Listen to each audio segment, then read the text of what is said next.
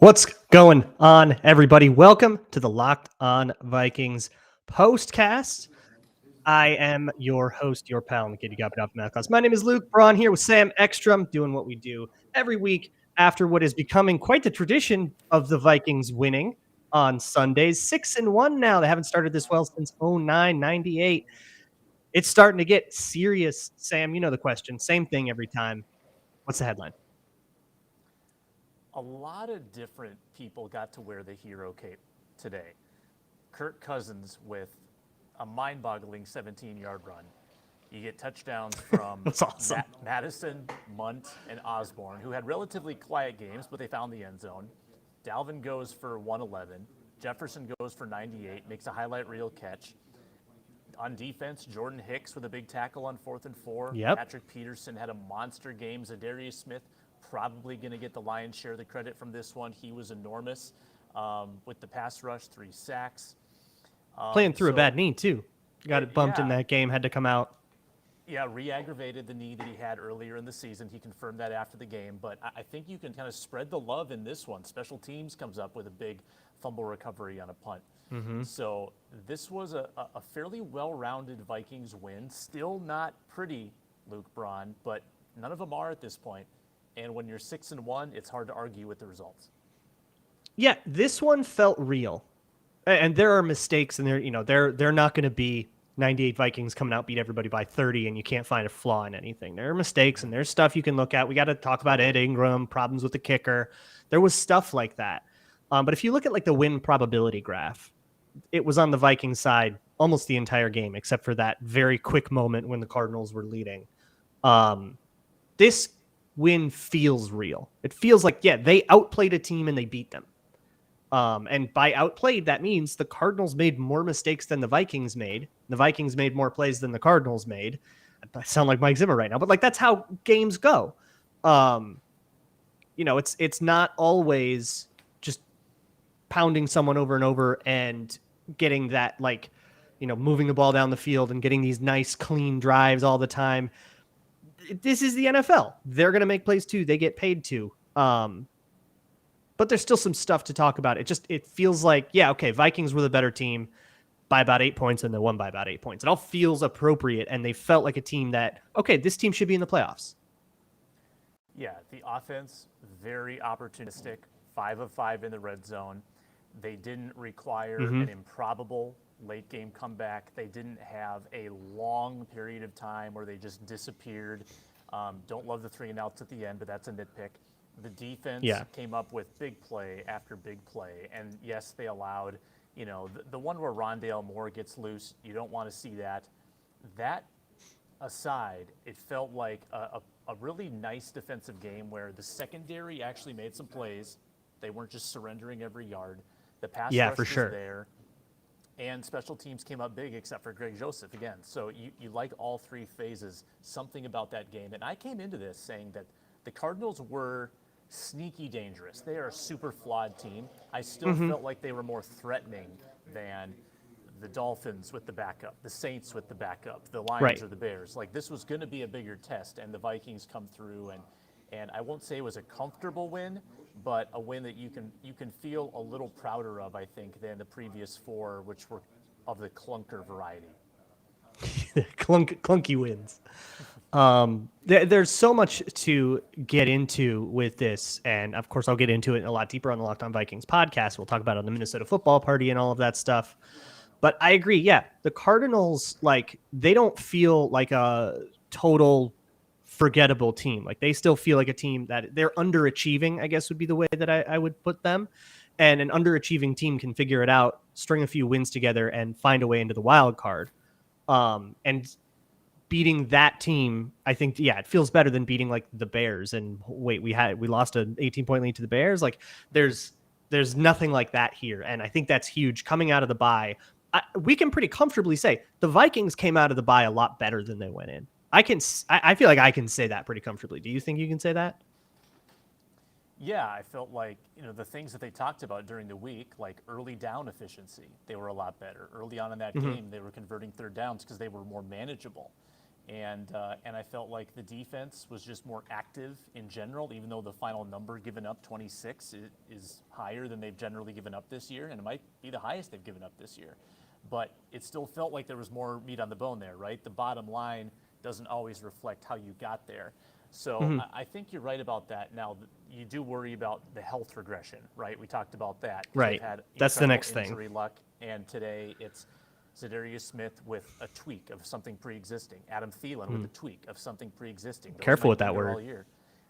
Yeah, I know. That's taboo in the Vikings country. Yep. And then Dalvin Tomlinson out with a calf. So you do get nervous about that kind of thing. And if you do start losing bodies, key starters, what that would do to the depth of this roster. But we will find out more on Wednesday with the injury report. Yeah, and we'll find out how people practice, and there's a couple MRIs going on with Dalvin Tomlinson and Irv Smith, so information yet to come. We'll keep an eye on all of that. There's another thing I want to talk about. One of the things that one of the biggest glaring problems in the Vikings right now really reared its ugly head in around the third quarter of this game. Ed Ingram had one of the worst guard games I've ever seen, and I saw his game against Miami. And like we've been watching Dakota Dozier and Drew Samia, and I mean, name your whoever, right? Holy Udo last year. That belongs in the upper echelons of bad stretches of play. I mean, he was just getting his butt kicked. I don't know what to do with Ed Ingram at this point. Benching him for who? Chris Reed, who they don't even dress on game days. Oli Udo, who we've got problems with him too for holding and all that stuff, and who knows what's going on off field. Like, I don't know what to do about Ed Ingram. And when he and Bradbury are tasked with putting together or with picking up a stunt, it is just a recipe for disaster. And it feels like something that, okay, this needs to get figured out by the time you get into the postseason, because that is what sinks your season. Yeah, when you see J.J. Watt sort of targeting that particular player and beating him over and over again, there's clearly intention on the Cardinals' part to attack that weakness, and that's what they did. There was a tripping call. There was some really bad whiffs where horrible, and on one of them leading to a turnover, which could have been devastating in this game. I would not be opposed at all to making a move at right guard. Not when you're 6-1, not when you have aspirations that are getting higher by the week. Ed Ingram was tied for the most guard pressures allowed going into this week. Probably will be leading coming out of the week. And 7 games into the season, he has had some bright spots. But he's also got a long time to develop, and it doesn't need to be in the heat of battle. You are allowed to make a move. His team's been hesitant to do that with the previous regime mid-season. I never really understood why, maybe because they didn't have options. But they do have options here. They have veteran options. These aren't flyers that they're not putting Kyle Hinton in there. We're talking about Chris Reed, who has a good track record. I don't know as much about Austin Schlottman, but he had a good preseason. Yeah. So I would consider playing that card. Maybe give him one more strike. He's on thin ice, I would say, at this point. But that's 2 in a row, to use that clunker word again, for Ed Ingram. Right. And I think the way I would approach it is let's start battling in the week. Let's give Chris Reed a practice. Let's see how it seems. Or give him, a drill. Give him one 11-on-11 period. See how he does. See how it feels. Is this going to be a catastrophe? And if, the communication's all wrong and that you just have to keep the chemistry together, sure, back off it. But I think you got to try. And we might not even see that. That might be something they do privately. The Vikings win by 8. And the over hits, so the Vikings both win, cover, and hit the over. Ultimately, like you said, 5 of 5 in the red zone, 5 touchdowns in this game. It's a good offensive day. You can find lines and stuff like that at BetOnline. BetOnline is your one-stop shop for all things sports betting. You can find odds and lines on NFL games. You can find things like prop bets and all that stuff. You can find any other game, not just football. Of course, you can find basketball, baseball, hockey, all in season for the men's side of those. You can find you can find anything on there, even bet right in the middle of games or build out weird parlays. I know y'all like to do that. That is at betonline.net, where the game starts. So, we talked about the injuries and stuff. I I want to talk about the other side of this because we saw like J.J. Watt really picked on Ed Ingram, and we did that. We did the same thing to them with za'darius Smith and Billy Price, backup center in. They had a lot of backup O-line in, and we really preyed on that. And I think when we go back to the film, what I'm going to see that I'm going to like it, because I think I saw it live, but I want to check on it, is the way that they structured their 4-man rushes was so good at getting za'darius Smith one-on-one with a guy who should not be on the field. Yeah, I don't disagree with that. 2 starters down for Arizona. Minnesota recognized that. Minnesota picked it apart. I still, and I'll start with the negative. I still don't know why I don't see more of Danielle Hunter, and I need to dig into that more. Oof. And I think everybody got a gift from Danielle Hunter this time. I think everybody got a gift from Hunter. I mean, he had some knockdowns. He had some pressures that other people cleaned up. Yep. I think Danielle Hunter had a lot more impact than what's going to show up on a stat sheet. Well, that's and I know you watch it closely, so I'll take your word on that. People are going to start, getting upset about the lack of production, and I think the Vikings keep insisting that he's closing in. There's a lot of focus on him. He's still the same guy, and I think people want to see that come to fruition. But it's za'darius Smith that gets all the love today with the calf rope celebration, which was awesome, and Jared Allen apparently showed him how to do this week when he was at the team facility.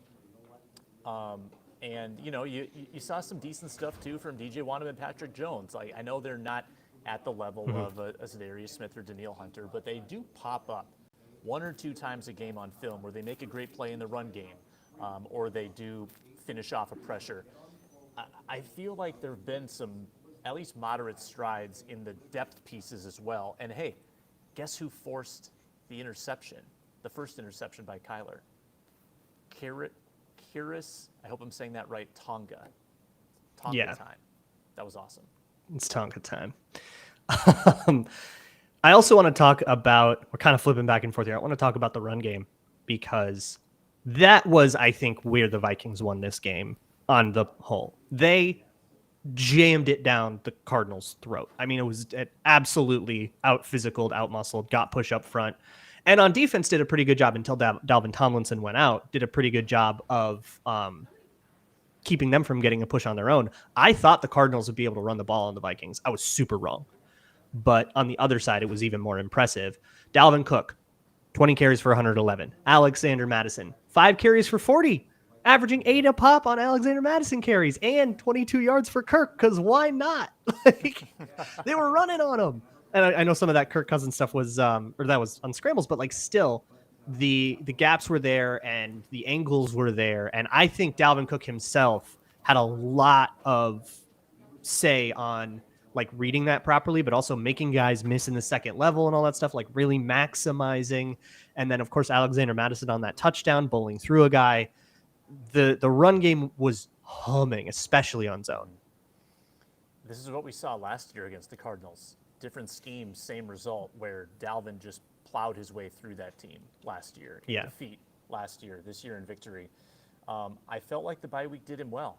I felt like he came out looking a little bit sharper, a little bit quicker to cut, a little more difficult to take down, and particularly on the play where Garrett Bradbury got the taunting call, Dalvin Cook finishing that run with authority, barreling over, I believe it was Budda Baker. Of all people. We haven't seen a lot of from Dalvin. I think he's been conscious of the shoulder. He's been trying to be too intentional about how he's landing. And today I felt like he played a little more liberated. And that's big. And you know what? They're doing a good job managing his workload too. He hasn't had more than 20 carries in the game all year. And I think that's about right for his health and track record. I like that they're keeping that capped around 20. Yeah, and Alexander Mattison enables that too, because you can't just give your run plays away to some running back that doesn't know what they're doing. And Mattison has had a good season as that reserve running back. There's a lot more to like than there is to dislike. We could even talk. Somebody in the chat said, it's a time for the kicker conversation. We're live here, by the way, at the Locked On Minnesota Sports YouTube channel. You can find us after the pressers every game. But I guess let's quick talk about that. Greg Joseph, how many extra points has he missed now? Is that 3 on the year that he has missed? Plus, he still can't make something from over 50 yards. Although I think it's time, like they got to stop kicking these 56-yarders. He doesn't have it. He's got to go so low it gets blocked. Yeah, there's a trajectory problem here, right? Like I think that you can judge the quality of the misses. Like if he were getting these up in the air and missing by a couple feet, that feels different than what's happening, which is either a dramatic push or right into the line. And it is a little strange because we were out there at training camp. We saw him make everything. So it's clearly in him. But this was my concern with Greg Joseph from the start, was that he does this. Like he has not been a consistent kicker for a whole year ever in the National Football League. And while I think his leg is better this year, clearly there's something mechanical going on. And last year he didn't really show the ability to fix his technical issues in season. He pushed everything to the right. And this year he's, something's in his head in these longer kicks. And I think it's the way it's coming off his foot. You are right. They're asking him to kick a lot of long field goals. That's not entirely fair to bury him over that. The extra point is almost more concerning when that's a pretty big extra point in the football game, and it made this way more interesting than it needed to be. Yeah, 5 of his field goals of his total, 5 of 13 have been over 50 yards. That's like insane. And it's also sort of just a factor of luck. It's just where drives happen to be ending up, field position, all that goes into it, all stuff that Greg Joseph doesn't have control over. So I think I'm with you. I don't think it's time to start looking at kickers or anything, because I don't think that the process leading to this problem, like you got to solve the problem, but I don't think the process leading to this problem is so innate to Greg Joseph that the only recourse is to replace him with a free agent. Look, you can find a lot more discussion about this Arizona Cardinals game on the Minnesota Football Party right here on the Locked On Minnesota Sports feed, starring me and Sam, Luke Inman, Arif Hassan. Some fun stuff planned for Monday. We're going to have a good time. You can also find the Locked On Vikings podcast daily show. You might be listening to this on the Locked On Vikings podcast feed, but you can always find that on the audio feed. And, of course, I'm on YouTube as well. Over there for Sam Ekstrom, I am Luke Braun. Thank you guys so much for tuning in to the Locked On Vikings postcast. Your Vikings are 6-1